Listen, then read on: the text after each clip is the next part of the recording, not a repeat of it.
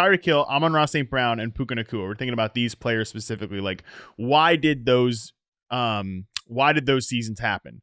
Well, number one, I think the obvious thing that's clear with all three of these players is that the depth charts were able to be climbed. Let's just put it that way. Remember back in that Lions season when Amon-Ra St. Brown was a rookie, obviously it took a minute for that to get going.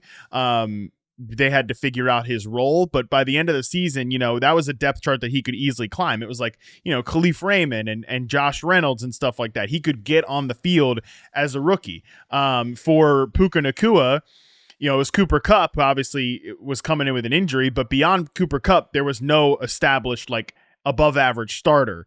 Even Tyreek Hill as a rookie.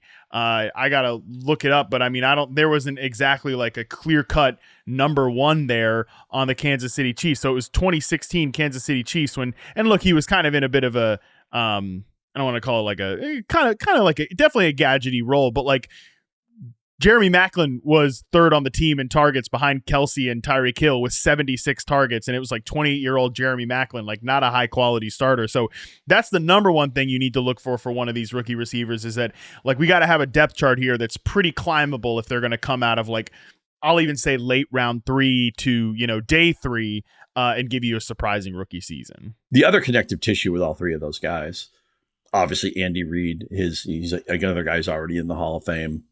And Puka with Sean McVay, who's one of the best play designers. And we've learned over the last couple of years that Ben Johnson, and with some rookies, we don't know, for all I know, maybe, the way we talk about Ben Johnson right now or the way we talk about Kyle Shanahan, maybe someday, or Sean McVay, maybe someday we're going to talk about Dave Canales like that. Right. I don't know. There's there's always a bunch of coaching changes in the NFL. There's a bunch of head coaching changes. There's a bunch of play caller changes. And when Ben Johnson was starting to spread his wings, I had no idea. When Amon-Ra St. Brown was a rookie, I had no idea that he was in this great infrastructure. And also, I wasn't sure that Detroit was on the upswing and Jared Goff would be good enough and all that stuff. And obviously, those things have come to fruition.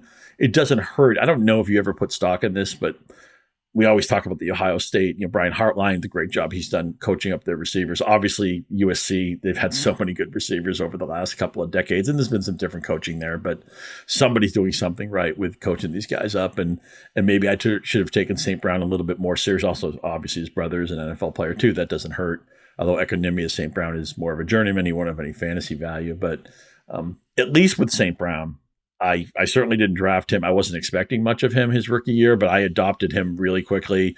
He was a common waiver wire pickup for me that year. And then the next year, I'm like, yes, I am going to leave, not just with some shares of St. Brown. He's going to be one of the staples of my team. And for all the things you get wrong in a fantasy season or a fantasy portfolio, there's one thing that we happily got right. I would say that's another thing to look out for if you're looking for that surprising rookie receiver. It's kind of like a three-way checklist. To your point, needs to be a great offensive ecosystem. There needs to be a depth chart to climb. And 3, it might have to be in kind of a hyper specific role if you think about it.